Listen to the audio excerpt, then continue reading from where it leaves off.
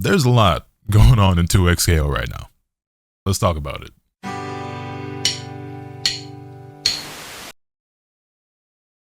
What's good, ladies and gentlemen? Welcome back to the channel. I'm Little Saucer Core, the one who never knows best, and in today's video I want to talk to you guys about 2XKO. As you guys know, despite how frustrating that game is to me, I've been playing it a lot lately. I've been having a lot of fun learning the team of Akali and Ahri, and hey, go figure, who knows, they add a character that you really like, it gets you a lot more invested in the game. And so with me learning the game, I've been a lot more in the loop and in the know with a lot of the things going on in the scene right now. And I'm no spokesperson or authority for the game, but I did want to chime in on some of the things that have been going on as of late. We've got actually 2 articles from the official 2XKO account to take a look at, as well as like some recent events and some future events that are coming up with the game, not the least of which being tournaments and DLC and everything. So let's go ahead and just dive right in, shall we? So to kick things off, let's take a look at this article right here from 2XKO that reads, "There are so many things happening right now. Welcome back to the weekend warm-up. I took a couple of weeks to let the Teamfight Civil War play out. Not sure why we're calling it team fight, but whatever.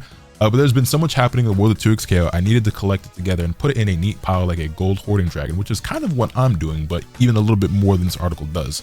Or maybe it doesn't. I don't know, because I haven't read through this yet for myself, but I imagine I'm gonna get a little bit more in the weeds than it probably does. For those of you who disconnected and need to catch up, here's everything you need to get back into the discourse. We're nerfing Teamfight next patch, and we're going to go in depth about Teamfight in particular and about some of this discourse. I wouldn't really call it drama. It's just, I think it's healthy discourse to some extent over the new fuse that was added. As you guys know, if you've been keeping up with the game or my content, they added a brand new fuse this season in 2XKO known as Teamfight, which allows you and your duo to basically be on screen at the same time for a certain amount of time after you've both spent meter, and you can just kind of like wail on your opponent. We weren't really sure just how strong it was going to be, but basically it led to a lot of discourse again, or controversy when it dropped, because a lot of players felt very strongly about it and that it was very broken and overpowered. So we'll be getting more into that after we check out some of the other stuff that's written here. But look, we love Teamfight, but there are definitely some rough edges and unexpected interactions that we want to fix. Enjoy the madness while you can before the next patch. We're tuning down some of Teamfight's overwhelming power, but keeping the chaotic duo magic intact.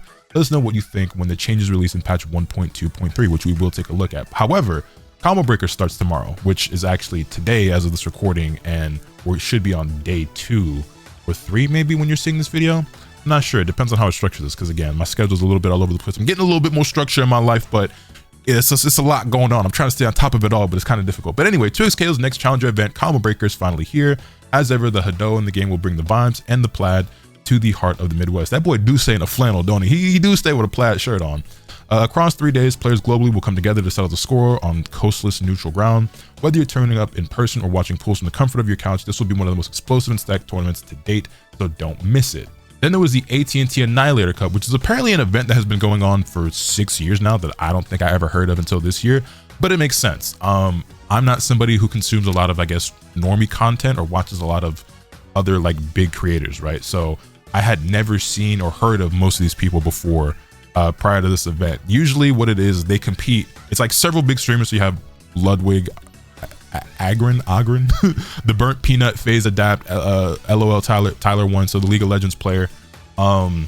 They like all these big creators, they get together and like compete in like the series of different games to crown, I guess, like the strongest team of gamers or whatever, right? And so this year they included 2XKO. I think they've done Street Fighter before, but since I'm not that deep into Street Fighter, I just didn't really like catch wind of it or check it out. And they competed in 2XKO this year, and I actually did watch the 2XKO tournament, and it was pretty cool. If you can't wait for Combo Breaker, AT&T's Annihilator Cup 2XKO tournament is today, Thursday, May 21st, which has already passed as of this recording. Led by team captains Ludwig, Burnt Peanut, FaZe Adapt, and Tyler 1. Some of gaming's biggest creators are competing across several other titles, including League of Legends, the MOBA based on 2XKO. I'll see if that one sneaks through the blog post review. That's funny. And it was actually really cool to check it out. You could tell that some of those guys really took their training serious. I think they might have had a week or 2 to prepare, and they got coached by some high-level players as well. Like I believe Lily Pichu was one of the contestants, and she got training from, I believe, Supernoon. And then Akari, who just recently won Evo Japan, was coaching Myth, I think, maybe. So a lot of these guys were able to tap in with some of the pros of the game and learn a thing or two. There was a guy named Doublelift who I wasn't familiar with at all, but I mean, he ended up, well, do I want to spoil it? He ended up winning. and he was put in B tier. Like him and Lily Peach, I ain't gonna lie, they was curb stomping the competition, but some of the other guys, really impressed me as well with their play. So it was a pretty fun event to watch, and the grand finals was pretty damn hype. So that was cool. That was really fun to watch. And then also, we're paying out top 24 at Evo. EVO 2026 signups close very soon, so to sweeten and extend the pot, we're paying out prizing for the top 24 placing teams. EVO's standard top 8 prizing will be layered on top. We've also got pool party skins for progress through pools, which I think is super dope. The money that they've been investing into these events, I mean, hey man, that's dope. Top 24 payout is kind of sick. You usually got to crack that top 8 in order to actually get anything in your pocket, but they have a whole prize pool breakdown here. So for first place, $18,000. That's bigger than some of the prize pools that's gonna be at EVO. Just for getting first place, I say just for, but for getting first place, you already pocketed more coin than some of these entire games together, like the entire top 8s. That's really dope. A lot of money on that line, definitely sweetens the deal and raises the stakes for this event. Second place gets $12,000. Third place is $7,500. Fourth place is $5,000. Fifth through sixth gets you $3,900. Seventh and eighth get $2,750. Ninth through 12th gets $2,000. 13th through 16th gets $1,200, and you get $800 if you're able to crack top 24. Not bad for a couple of days of playing 2xKO, plus additional prizing for top 8 from EVO. Now, I don't know what the prize pool is from EVO's side of things for 2xKO. I imagine it's at least a few $1,000s, right? So you get, if you're in 8th place, you get 8th place or higher, you get this plus whatever you were already going to get from EVO. So pretty nice payday. You know, it's a pretty nice payday. Speaking of Hikari, we mentioned him earlier, recent EVO Japan champion. Did y'all catch last week's TNS? Hikari and Bleed teamed up to take on the weekly bracket, and there was no denying the combined power of two major champions. Bleed won one of the first big tournaments for 2xKO. Was it Frosty Faustings? I don't remember. It might have been Frosty. But really young kid on the scene. I believe he's only about 16. Hikari is still a very young man himself. He's been around for years now, but he's only 20 years old. He just won EVO Japan. So these are two of the top players, not only in just North America, but in the world right now in the game. Both with titles under their belts right now in this game. And they ended up teaming up together. They did some duos in TNS and they steamrolled the bracket. A great showing from Puerto Rico's Mr. Chupi running Akali Caitlyn. Nearly got the upset, but was routed in grand finals by the duo. A really entertaining bracket watch. And you can see the VOD here on TNS's YouTube channel. Links to this article will be in the description down below, where you can go and click on any specific links that you want to see for yourself if it comes to VODs or anything like that. But it was pretty cool. Then you have the twins. There are two twins in Japan who literally go by twins that ended up winning Red Bull Knockout, which was an event that took place in France recently. I believe this was an invitational. I watched it. I say I believe. I know it was an invitational in France where some of the top players all over the world competed. That includes Sonic and Inzum playing as a duo. That includes the twins playing as a duo. That included Yasha. That included Wade. That included was Hikari there? I actually don't remember. But lots of very powerful players. I believe Leffen was also there. So yeah, it was a lot of fun. It was a really hype event, and the twins ended up coming out on top. More about that in a moment, okay? And that's pretty much all for that. But where I want to go from here is talking about Teamfight, because it's relevant to this TNS, to 2xKO, to Combo Breaker, and also I just want to give you guys a bit more insight on the discourse that's been surrounding it. So, like I said, the Teamfight Fuse releases were unsure leading up to its release how powerful it's going to be, and they took some precautions with it to make sure that it wouldn't be horribly overpowered and broken, right?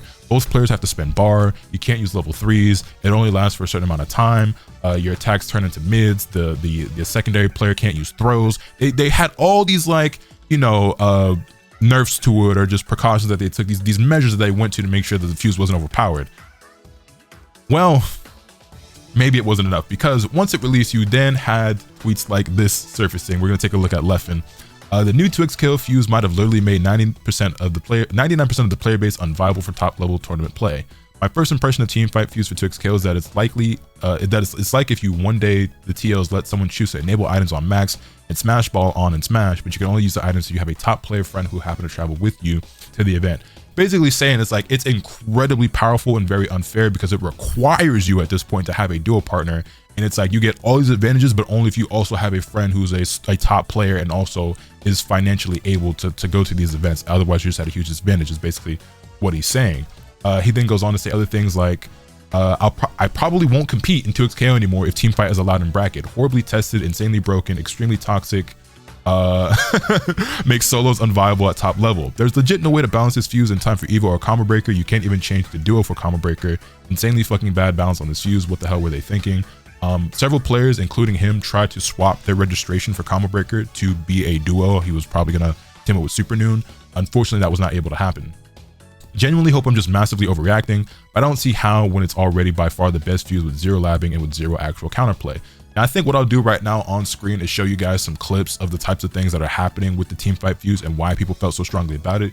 You even have Bleed chiming in here saying, yeah, teamfight is just utterly broken, obviously retweeted by Leffen. Super Noon as well. I don't think this teamfight fuse should be allowed at Combo Breaker / Evo. It is completely unbalanced and ruins every part of the game. I see a lot of similar sentiment from other pro players. We cannot let this rock at all. Obviously, you're seeing the impressions, the likes, the retweets on this, and people agreeing with Leffen as well. Now, there were a lot of people disagreeing with Leffen, and I will say this. I know people have like this hate boner for Leffen anyway, and if you dislike him, cool, I'm not here to cape for a ride for Leffen.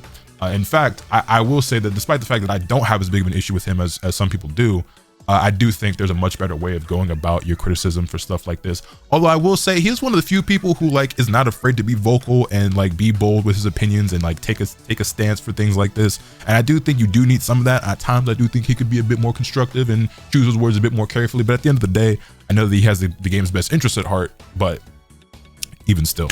That being said, whether you agree with how he worded it or not, a lot of people did agree with his point. Some people don't, you know, but some people did. That being said, his final, or at least the final tweet I'm going to show here that he said, at minimum, Combo Breaker needs to ban teamfight for duos right now. You can't even change into duos because it's too late. I will just DQ if it's allowed. I'm not going to lie. I'm not playing solos anymore with this allowed. You can see just how passionate he felt about this. You can see how passionate he was and how strongly he felt about this. Moving on, we have Sonic's Twitter, where their first impression was teamfight is lit, and we'll read some of their tweets. I think teamfight should be allowed at Combo Breaker and Evo. For far too long, duos have looked down upon. Now it's our time, teamfight or riot. And I believe Inzim ended up tweeting out the same thing, funnily enough. And I'll say this, right? Just to play devil's advocate, because I didn't have a dog in the fight. I didn't have strong opinions about teamfight or not, because I'm not a top player, you know what I'm saying? I fought some people online using teamfight, but at my rank and my skill level, I beat those guys, and it really wasn't much of an issue because they weren't that good, you know what I'm saying? Now, once that could change, once I got better at the game myself and was fighting higher level players. But just to play a little bit of devil's advocate, I do want to pose the question of how would teamfight dominating the event be any different from freestyle, other than the fact that he makes a great point where it's like, well, not everybody has the luxury of having a friend or duo partner that's another top player who's really good at the game that's also financially able to compete in events, right? That is a pretty huge disadvantage. And it's not just a 2v2 game. It'd be one thing if that was just the inherent nature of the game. Well, I guess it is the inherent nature, but like if that was just the only way to play the game, it's just like, well, you just can't play. But it's like, no, you still have the option of 1v1 or 2v2, and these are mixed brackets, but it's like, well, you just straight up lose to duo players if you don't also have a duo. Now, whether or not it was actually that strong for that to be the case was still up for discussion. That's another thing that I want to say as well, is that I feel like far too often when new characters or mechanics or things like that come out in fighting games, people are a bit too quick to jump the gun and like make these like very like black and white or like definitive statements. I'm a believer that we gotta allow things to breathe for a little bit. Right now, some things are just blatant and it can be seen clear as day. And if this many players feel this strongly about it, because we took a look at Leffen because he was obviously the most vocal and the most passionate, but you can see other strong players were agreeing with him, right? Particularly the solo players. And you see Sonic, of all people, who is a duo player with Inzim, was disagreeing, right? But it was like this was day one, you know, it had just come out and you see already people like, this is horribly broken, it's imbalanced, there's no counterplay, blah, blah, blah. I'm like, damn, can it breathe for a few days before we start talking like this? You know what I'm saying? Can we see how it plays out at some events first, maybe? So that's kind of where I was at with it, but I was down to like let it rock, because it's like, well, for one, if it ends up being the best fuse for duos, that's probably fine, because that just encourages people to play duos, one which they really want in this game, and it probably should be the best fuse for duo play, right? I feel like that just makes the most sense, and freestyle being the strongest for solos and something that can compete, I think would be healthy, right? You want to have, because right now tournaments are completely dominated by the freestyle fuse. Granted, it's equally usable by both solo players and duo players, whereas teamfight seems like it's going to be far stronger for duo play than solo play, but you could still use it either way, you know what I'm saying? We didn't really see too many people doing it that way, and clearly people believe it's stronger if you have a duo. But I think that's the case for the game right now anyway. People already feel like freestyle is the strongest fuse in the game, and duos are just stronger than solos. It's just a lot more difficult, requires a lot more synergy, chemistry, and you both got to be elite and constantly locked in. Anyway, I digress. Getting back to Sonic's takes and opinions on the matter, I think 2xKO is best played duos, so teamfight is the best thing that ever happened to the game. Duo Nation rise, let's go. Freestyle has reigned this game since literally day one, so it's hyped to have a fuse to actually keep up with it that demands 2 players to use it. It's awesome and effective, and the chaos when 4 people on the screen at the same time is actually awesome. Teamfight time. If you do want a little bit of my opinion on the fuse, I think it looks really goofy. I think it looks like really silly and like not to me, I don't think it's fun. It looks like really corny, and like I think the activation animation for it is like a little bit crude or like, you know, goofy looking. So it doesn't look cool to me. It's not something that would ever sell me on the game, but I'm not the target audience for duo play anyway, because I play fighting games to be on my own and not to have a partner. If I wanted to play team games, I would play something else, you know what I'm saying? But that is the selling point for a lot of people, and that is the, you know, the not the saving grace, but that is like the selling point of 2XKO for some people, and is also like the thing that makes them unique and stand out compared to other fighting games, right? And even amongst other tag games. Sonic goes on to say, I ain't see y'all complain about a new patch 5 days before Frosty's where they absolutely destroyed Teemo/Ari synergy with Slingshot tag. You got 2 weeks, lock in, let's get in Teamfight or Riot. I also think with the addition of Teamfight means other fuses can shine. I think Double Down versus Teamfight will be a really strong counter. Let's explore the game and counterplay a bit more friends instead of freestyle one tricking. For what it's worth, I think people should be allowed to edit registration to enter as a duo at Combo Breaker. I think that's actually fair. And then you started seeing some other stuff about it. So yeah, you get the idea. Sonic, obviously somebody who is going to lab the game a ton and figure out the counterplay and the advantages and the disadvantages, but they seemed in favor of it. They liked it. They thought it was very powerful, thought it was the future of the game, and thinks that it should be allowed to rock, at least for a little while, because like it's so fresh, it's so new, and there should be something to kind of freestyle. And I can get behind that idea. That makes sense. Now, if everybody except the people who play duos are saying, hey man, this stuff is horribly overpowered and broken and needs to be changed, there might be something to that, but I do think it's like, damn, can we let it breathe for just a second? That being said, speaking of being, you know, the mediator here, just, you know, the one to like have a level head on their shoulders, like, can we all just calm down? You already know how Sagem is, right? So Sagem chimes in and says, if they nerf the things you're mad about today, will you be satisfied or will you be tweeting upset again about a new thing in a few days? This is clearly a bit of a subtweet at Leffen, but this just goes in general, right? I don't think this was directed at just Leffen, because it's multiple people in general. This is a common thing amongst, you know, the FGC and in the community and fighting games, where it's like people are never satisfied. There's always something to complain about. And some people do want to complain just to complain. I've been told that all I do is want to complain, and that I'll never be satisfied, which I think is crazy, because I only have, bro, I stand to gain nothing by complaining just to complain. My life would be so much better, and I'd be so much happier if I just loved every single game that came out and just had buckets and buckets of fun and had nothing to want to complain about. I try to be constructive in my criticism because I have my own best interest at heart, the game's best interest at heart, and in my head, the players, like all of us, best interests at heart, right? I just want to see things be better because I think we deserve better. Now, it doesn't mean that I'm always right or it's my way or the highway, but like, I don't think I'd just be mindlessly like whining and complaining. And that doesn't include me being salty and talking shit about a Lars player in my rank matches. That's not the same thing. You know what I'm saying? When we have level-headed discussions about actual game balance and patches and mechanics and things like that, that obviously I'm a lot different in how I vocalize and articulate myself. That being said, Sagem goes on to say, Duo Finder, voice chat, and loadouts for ranked are such nice features. Had a blast playing that with Teamfight today. Also, big fan of the new stage. The new Blood Moon stage is sick, by the way. As for Teamfight itself, it seems very, very good, especially for duos, but maybe for solos. There's probably things about it that are too strong, but it's also insanely fun and cool too. Also, I think the tier list solo versus duo with and without Teamfight is going to be very different. Darius in Teamfight seems so much better. So that was Sagem's little dog in the fight, if you want to say so. It's funny too, because I then started seeing stuff going around and hearing through the grapevine that there was like people like on Reddit or different parts of Twitter like attacking Sagem over his opinion on this whole thing, but then vice versa, there's people attacking Leffen, and it's like Sagem and Leffen aren't beefing, but viewers of both of them are beefing with each other. It's one of those weird kind of things. I don't know. It's a bit silly. I don't think Sagem said anything offensive. I think Leffen has a right to his opinion as well. Sonic has a right to their opinion as well. It's like people can disagree, and it doesn't have to turn into beef. You know what I mean? But with all that being said, through all the discourse and everything like that, we ended up getting, you know, let's go back to it, TNS, right? Naturally, this TNS event took place after the release of Teamfight. Akari and Bleed used Teamfight and then went on to win the event. It was pretty noteworthy, right? It was pretty notable. And the fact that two players who were already this strong teamed up together raised some eyebrows. People were like, oh my God, if Akari and Bleed are teaming up together and Sonic and Inzama are already teamed up, like it's actually over for the rest of us. Like if you don't have a duo, we're just never going to win again. You know what I'm saying? That was kind of like the sentiment, like the rumblings that were going on. So there was that. Then you had the Red Bull knockout event. The Twins won this event. I said we would be coming back to talk about these events. The Twins won. Grand Finals was Sonic Fox versus Inzem, who believed that their synergy was better, the chemistry was better, and that Teamfight was the best fuse in the game.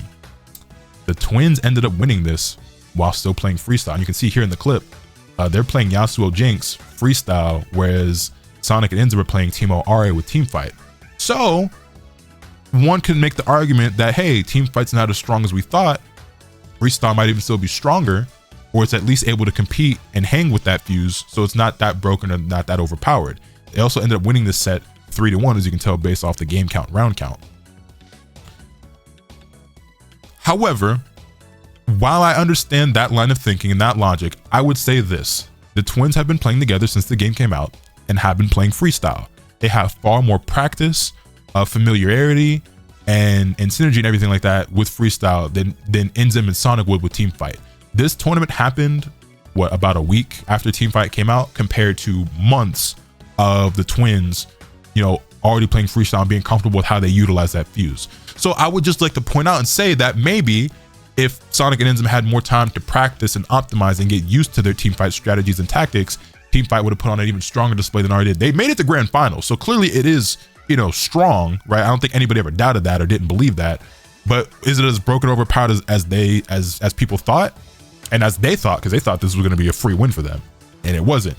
And of course, you know, they gave proper credit and praise and kudos to Toshi and Haru, to the Twins, and, you know, congratulated them on their victory and everything, and say, hey, we got to get back to the lab and get even stronger. But you can make the argument either way. Teamfight isn't as strong as we thought, or did they lose not only just because of the skill of Toshi and Haru, but because they just didn't have enough time. You know, maybe if they had 2 weeks or a month of practice, would things have looked pretty different? We'll never really know for sure because things are already happening. So you fast forward a bit, fast forward to 2-bit, we got this update that Combo Breaker, this is actually before the Red Bull Knockout event, but Combo Breaker came out and said, 2xKO update. After careful consideration, the new Teamfight fuse will not be usable at Combo Breaker 2026. Teamfight heavily impacts duo versus single team dynamics, and Combo Breaker can't combine players requesting the duo this close to the event. We're excited to see y'all team up next time. Which some people were disappointed by, some people were excited about. Obviously, Sonic and Enzim weren't fans of this, but a lot of the solo players were excited about this. And I will say this: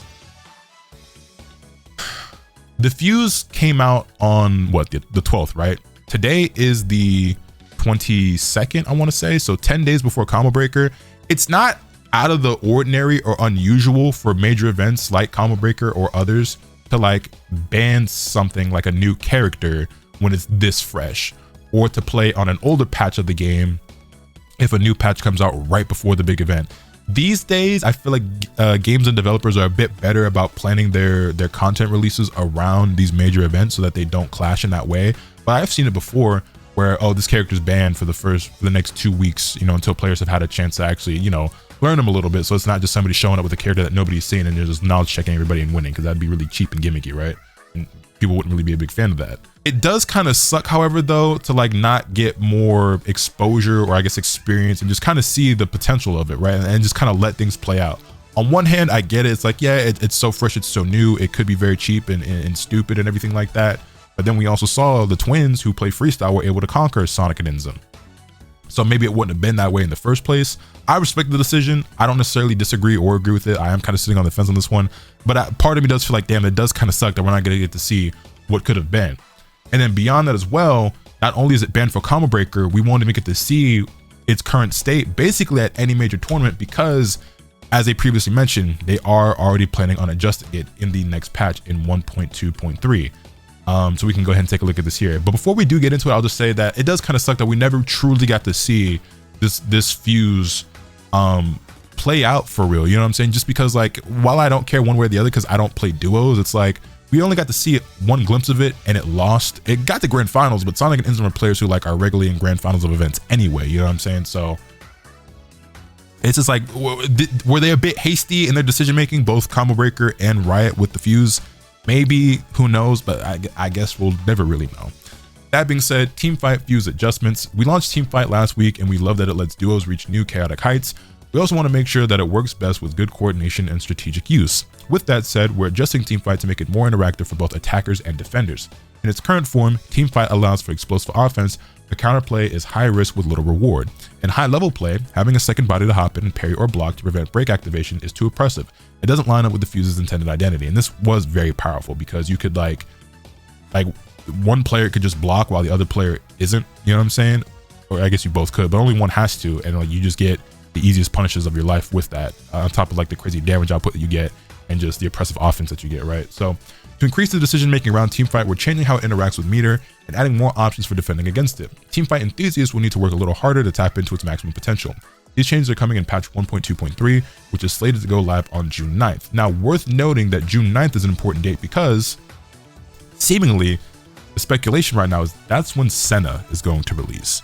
Odds are that we get to see Senna sometime soon. Maybe we see her this weekend at Calmbreaker, who really knows? But it's that date is creeping up, and there's multiple signs pointing to that's going to be the day that she releases. So we know that she's coming soon, and that would make sense to me. Offensive adjustments for Teamfight. Teamfight can now spend up to 6 bars in meter when used, up to 3 per champion. Prior, the way that it worked is that each champion had to spend 1 bar to activate it, and it would last for 7 seconds. Now you have to spend 1 bar each for 5 seconds, 2 bars each for 10 seconds, or 3 bars each for 15 seconds. Now I don't know if you get to choose how much. It says it depends on the number of meter bars spent, but I don't know if there's a way for you to choose whether you split, like if you have 3 bars, is it just going to take all 3, or can you choose to spend 1, 2, or 3? Because like you could easily have like, hey, if I hold like this button and this button, it's 1 bar, this button and this button is 2 bars, this button is 3 bars, like medium, light, heavy, whatever. I don't know why I said medium, light, heavy instead of light, medium, heavy, but you get the idea. Meter cost is still paid by both the assist and point champs. If one champion has 3 bars, the other has 1, Teamfight will only use 2 bars total, 1 from each champion. Teamfight will always activate. Oh, okay, that answers that. You can see I hadn't read through this yet. Teamfight will always activate at the highest level possible. If you have the meter, there's no way to choose a lower activation level. That I'm not the biggest fan of, because it's like you are now, if you have more than 1 bar, because you might not want to spend all your meter, you know what I'm saying? You might not want to spend 6 bars on it. Like, yes, you get 15 seconds of Teamfight, a neutered version of it now, but it's like having no bar that's a really big like disadvantage, you know what I'm saying? So because that means that you can't parry, you can't do supers, there's a lot of shit you can't do anymore. So you're then kind of just like fuseless, I guess, if you have like multiple bars of meter that you aren't willing to spend at that point. So Teamfight now has 12 frames of recovery, up from 5 frames, so 7 frames is a pretty big difference. And performing a Teamfight into parry was too strong as a defensive option. 12 frames of recovery when performing Teamfight keeps combos intact, but severely reduces the viability of using it defensively. Then when it comes to the defensive options, teamfighting champions can no longer block or parry an opponent's break activation. Performing Teamfight, then having the assist block, was creating unexciting play patterns with little counterplay. And that was another big talking point and thing that a lot of people like Leffen were stressing, is that there's like no counterplay to a lot of the stuff. You just have to hold that. Like people were getting like, you know, chip TOD on block, just getting stuck in like little infinites that you just couldn't escape from. It's just like there's no counterplay, you just got to hold that. So that was a whole big thing. Successfully parrying a team fighting champion now immediately ends Teamfight, which again, imagine spending 6 bars on Teamfight and then you get parried, which like skill issue, right? But like, damn dude, like you spent 6 bars and then 2 seconds you got parried and now it's gone. Like, that would feel really, really, really shitty, especially now that this fuse overall is getting nerfed. Like I just, you know what I mean? And hitting a team fighting champion now applies 2.5 more team fight duration reduction. Also, successfully attacking an opponent's team fight will now disable it significantly faster. Always as the same thing.